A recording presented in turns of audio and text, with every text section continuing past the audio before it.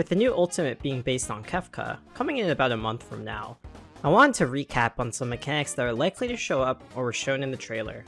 These may help people getting ready to prog it, but I also recommend you check them out in HoYo since that fight is awesome. Mana Charge is a very common cast that Kefka will use throughout the fight. This means Kefka will be storing certain mechanics, which will be repeated when he casts Mana Release.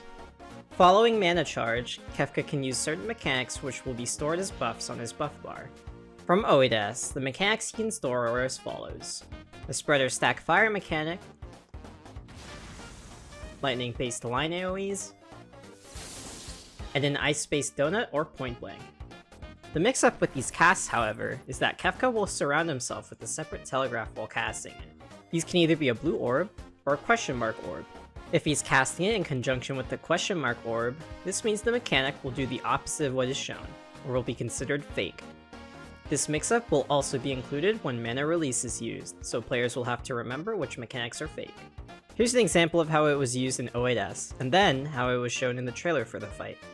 In HoYo, Kefka would use Mana Charge, then follow it up with a line AoE telegraph. This will be either a normal or fake mechanic, so we have to look at his tell to see if it is fake. In the example shown here, it is fake, so we dodge to the intersections of the rectangles. Next, Kefka would use a donut or a point blank. He'll have the same normal or fake tell for this one, and in this example, it's real.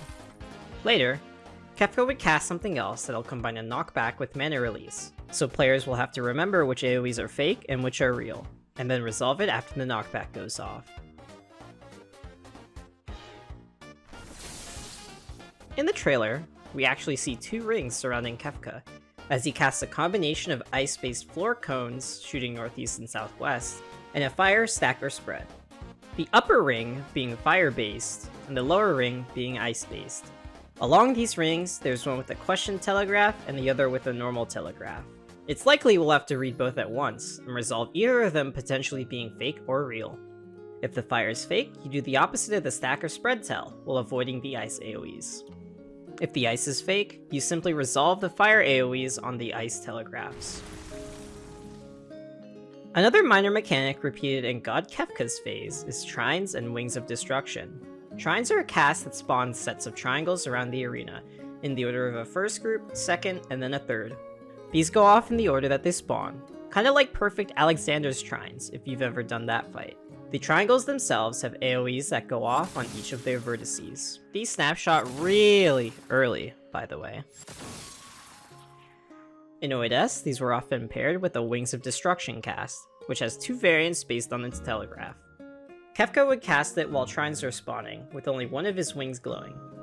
This meant that he was going to do a half-room cleave on either his left or right, being whichever wing was glowing respectively.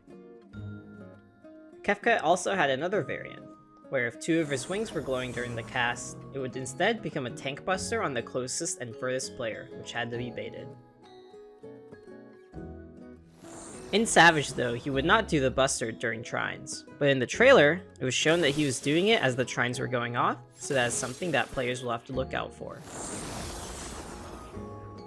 Anyway, this was just a short analysis of the mechanics from the trailer, and there's a lot more I want to talk about involving this fight, but I recommend everyone do HoYo yourself.